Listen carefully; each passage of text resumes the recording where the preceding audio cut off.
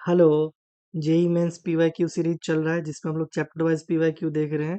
अभी classification of elements and periodicity and properties चल रहा है जिसका लेक्चर दूसरा है। इससे पहले केमिकल बॉन्डिंग फिनिश हो चुका है। इसका लेक्चर 1 में हम लोग 10 क्वेश्चन कर चुके थे और आज भी हम लोग 10 क्वेश्चन करने वाले हैं। ठीक है, तो स्टार्ट करते हैं first question. Similarity in chemical properties of the atom of element in a group of periodic table is most closely true। देखो ये सबको पता है, एटॉमिक नंबर यही होता है। जो ये क्लासिक पीरियोडिक टेबल जो भी था, जितना भी था 3 या 4 तरह का, उसमें हम लोग एटॉमिक वेट को कंसीडर करते थे। ठीक है, एटॉमिक वेट या एटॉमिक मासेस जो भी बोलो, उसमें हम लोग एटॉमिक मास को कंसीडर करते थे। जब मॉडर्न पीरियोडिक टेबल आया, मोजले का एक्सपेरिमेंट हुआ, उसके बाद पता चला एटॉमिक नंबर है हमारा ये, मतलब हर चीज में रोल एटॉमिक नंबर का है, जैसे इलेक्ट्रॉनिक कॉन्फ़िगरेशन या फिर पीरियोडिक टेबल जो बनाया गया है वो भी chemical properties of the element, ये भी एटॉमिक नंबर के बेस पे ही है। ठीक है, तो इसका आंसर ए हो जाएगा। Next, in the long form of periodic table the valence shell electron configuration is 5s2 5p4 corresponds to the element present in, देखो 5s2 एंड 5p4। सबसे पहले तो देखो लास्ट इलेक्ट्रॉन किस में है, तो p में है, तो ये ब्लॉक कौन सा हो गया, p ब्लॉक। ठीक है, अगर हमको ये निकालना है, ग्रुप निकालना है, तो p ब्लॉक वाले में क्या करते हैं, 12 प्लस p जितना ये वैलेंस इलेक्ट्रॉन है वो करते हैं, ये हो गया 16, तो ग्रुप 16। ठीक है, देखो एस में तो जितना ये वैलेंस इलेक्ट्रॉन है वो हो जाएगा, डी में भी उतना ही हो जाता है, डी में भी प्लस किया जाता है 2 और पी में +4 किया जाता है। देखो पीरियोडिक टेबल जब बनाया जाता है, ये यहाँ पे एस ब्लॉक है, यहाँ पे डी ब्लॉक है। ठीक है, फिर यहाँ पे एफ ब्लॉक है, सॉरी पी ब्लॉक है, एफ ब्लॉक तो यहीं पे थर्ड ग्रुप में। ठीक है, तो अभी एफ ब्लॉक की बात नहीं करते। देखो इसमें 1 2 होता है, फिर 3 से लेके 12 तक होता है, फिर यहाँ पे 13 से लेके 18 तक होता है। इसीलिए जब पी ब्लॉक में वैलेंस इलेक्ट्रॉन 4 है तो ये 12 +4 किया जाता है, प्लस ये, इससे ग्रुप नंबर निकलता है। और डी वाले में क्यों बोला +2 करने के लिए, इसकी वजह से, सिंपल रीजन ये है, ऐसे याद नहीं रखना है, रीजन हमें पता रखना चाहिए। ग्रुप 16 हो गया। अब और क्या पूछ रहा है, पीरियड पूछ रहा है। जो ये एन वैल्यू है, प्रिंसिपल क्वांटम नंबर, यही होता है पीरियड, फिफ्थ पीरियड और 16 ग्रुप, ग्रुप 16 फिफ्थ पीरियड। हमारा ऑप्शन सी सही हो जाएगा। Next, the ionic radii of N3 minus O2 minus and F minus are respectively. देखो लास्ट लेक्चर में मैंने करवाता, ये आइसो इलेक्ट्रॉनिक स्पीसीज है। ठीक है, नाइट्रोजन 7 + 3 10, ऑक्सीजन 8 + 2 10, फ्लोरीन 9 + 1 तो 10। ये एटॉमिक नंबर, जितना एटॉमिक नंबर उतना इलेक्ट्रॉन, और माइनस चार्ज एक, तो यानी एक इलेक्ट्रॉन ऐड हुआ।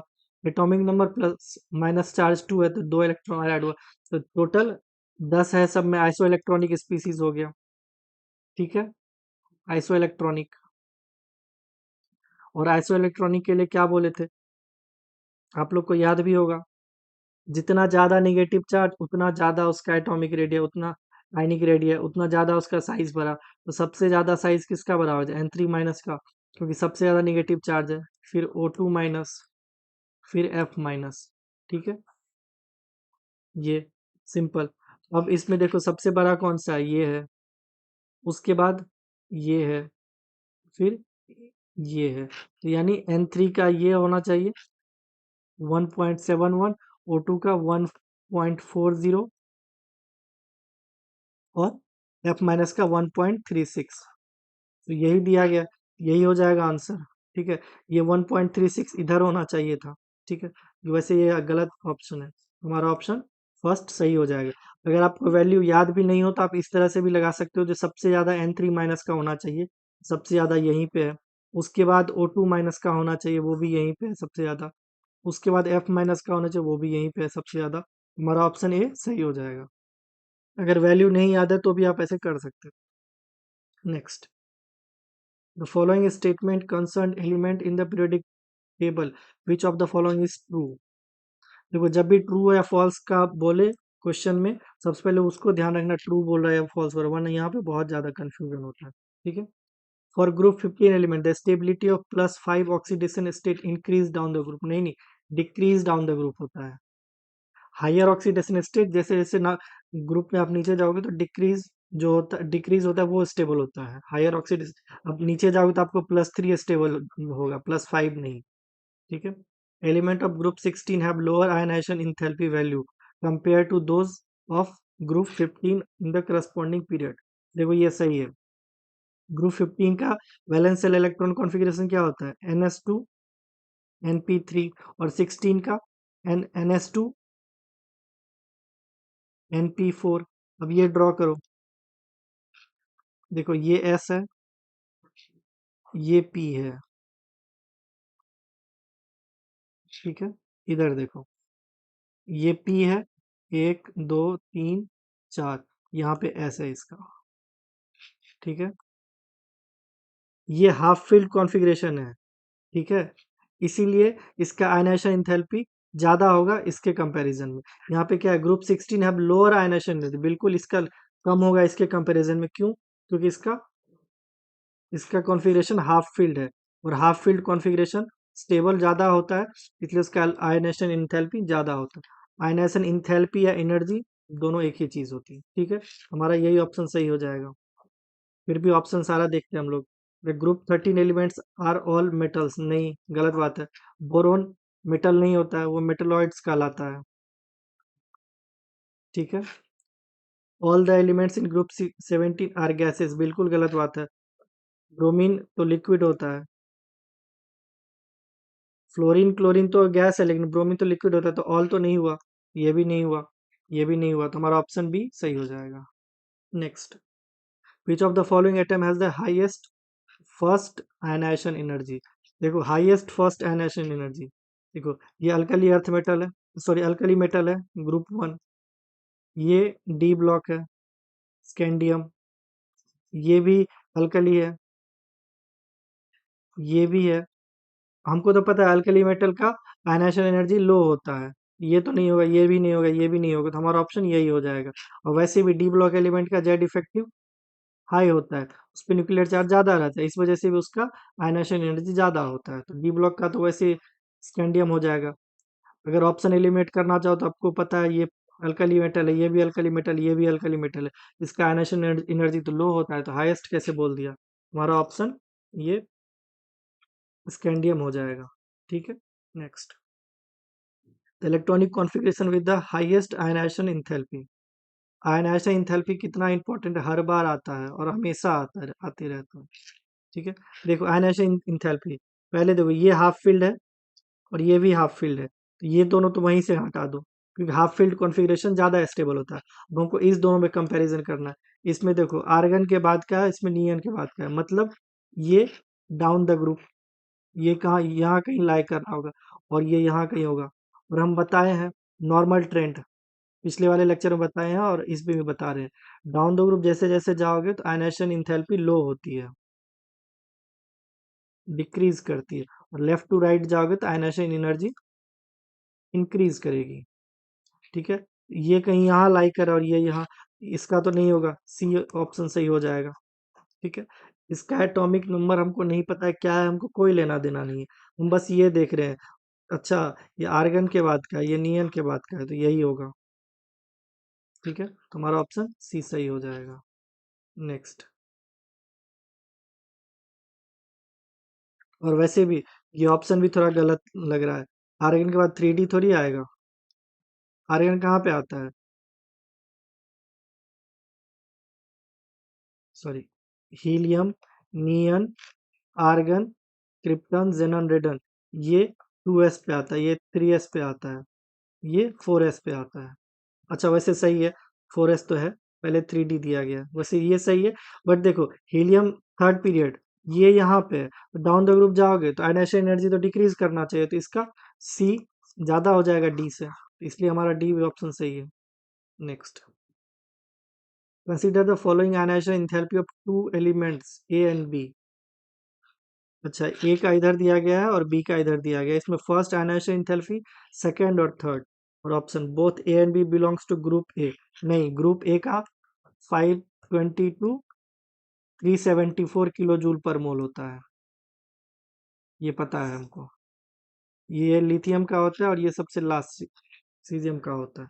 ठीक है, तो ग्रुप ए तो नहीं है, ग्रुप फर्स्ट तो इसको हटा दो, ग्रुप सेकेंड हाँ सही है। अब देखो, डाउन द ग्रुप जाने पे क्या बोले, आयनाइजेशन एनर्जी डिक्रीज करता है। ये डाउन द ग्रुप जाओगे तो आयनाइजेशन एनर्जी डिक्रीज करेगा। पीरियोडिक टेबल में ए ऊपर होना चाहिए और बी नीचे होना चाहिए। अब देख लो, A B belongs to group two where A comes below B, नहीं, where B comes below A, हाँ सही बात है, हमारा ऑप्शन सी सही हो जाएगा। ठीक है, ऐसे ध्यान रखें, पहले नॉर्मल ट्रेंड लगाओ। नॉर्मल ट्रेंड में पता है डाउन द ग्रुप जाओगे तो आयनाइजेशन एनर्जी डिक्रीज करेगी। ठीक है, इसीलिए ये ऊपर होगा ये नीचे होगा। अब उसके बाद ये ग्रुप वन का हमको पता है 522 374 किलो जूल पर मोल होता है, तो ये ग्रुप वन भी नहीं होगा, ग्रुप टू का हो जाएगा और हमारा ऑप्शन सी सही हो जाएगा। Next, the group having iso electronic species is. देखो आइसो इलेक्ट्रॉनिक स्पीसीज ना, सिंपल सी बात है, जिसको एटॉमिक नंबर याद है वो कर लेगा क्वेश्चन, वरना कुछ है ही नहीं। ऑक्सीजन 8 माइनस 2 चार्ज है तो 2 इलेक्ट्रॉन 10, ये 9 प्लस 1 तो 10, ये 11 प्लस चार्ज है तो माइनस 1 तो 10, ये 12 माइनस 2 तो 10। हाँ तो फर्स्ट ही सही हो गया, बाकी तो देखना है ही नहीं। देखो, इसका 8 होता है, इसका 9 1 10 तो हटाओ, इसका 10 होता है, इसका भी 10 हो गया, ये देखो ये तो 11 हो गया तो इसको भी हटाओ।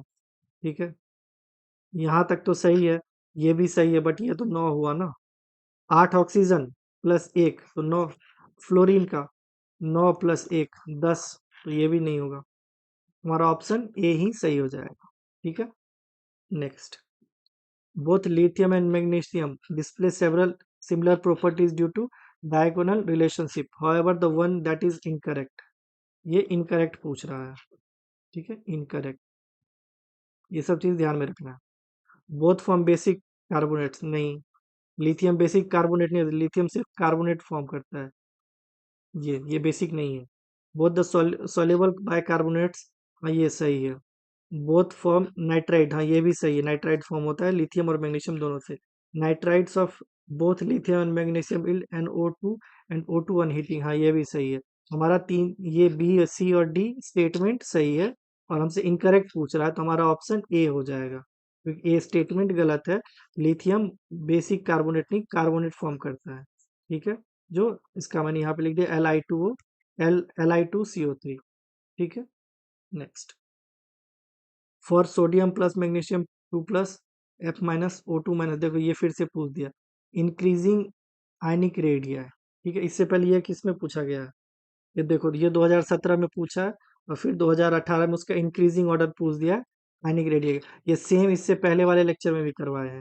इस पे हम क्या बोले थे, आइसोलेट, देखो सारा आइसो इलेक्ट्रॉनिक स्पीसीज है, O2 minus, F minus, Na plus और Mg2 plus, iso electronic species है, ये तो अभी काउंट कर चुके हैं, आइसो इलेक्ट्रॉनिक, और टोटल 10 इलेक्ट्रॉन। ठीक है, अब वो क्या बोले थे, जिसमें ज्यादा नेगेटिव चार्ज होगा उसका साइज बड़ा होगा, उसका आयनिक रेडिया बड़ा होगा। सबसे ज्यादा नेगेटिव चार्ज किस पे है, O2 माइनस, और सबसे ज्यादा पॉजिटिव किस पे है, Mg2 प्लस। अब F माइनस और Na, अच्छा ऊपर ही दिया लेकिन ये उल्टा दे दिया, इसको सबसे बड़ा बोल दिया लेकिन ये सबसे छोटा होगा। ठीक है, ये नहीं होगा, ये भी नहीं होगा, ये इसको पहले दे दिया। O2, हाँ ये देखो ये हो जाएगा, इसमें -2 -1 +1 2 प्लस, तो ये हमारा सही हो जाएगा। इसमें इसको कैसे छोटा कर दिया और इसको बड़ा, हमारा ऑप्शन सी सही हो जाएगा। वैसे ये ऑर्डर है, ध्यान रख लो। ठीक है, आइसो इलेक्ट्रॉनिक वाले में यही ध्यान रखना है, जितना ज्यादा निगेटिव चार्ज उतना साइज बड़ा, जितना ज्यादा पॉजिटिव चार्ज उतना साइज छोटा, बस यही ध्यान रखना है। ठीक है, आज भी 10 क्वेश्चन करवा दिए हैं, फिर 10 क्वेश्चन नेक्स्ट लेक्चर में करवाएंगे। अगर कहीं पे भी डाउट हो तो आप बता सकते हो, या कोई सजेशन देना चाहो तो वो भी आप बता सकते हो कमेंट में। ठीक है, और अगर आप इससे पहले वाला वीडियो नहीं देखें तो वो भी आप प्लीज देख लीजिए, जो प्लेलिस्ट में ही है। ठीक है, तो मिलते हैं नेक्स्ट लेक्चर में। Thank you.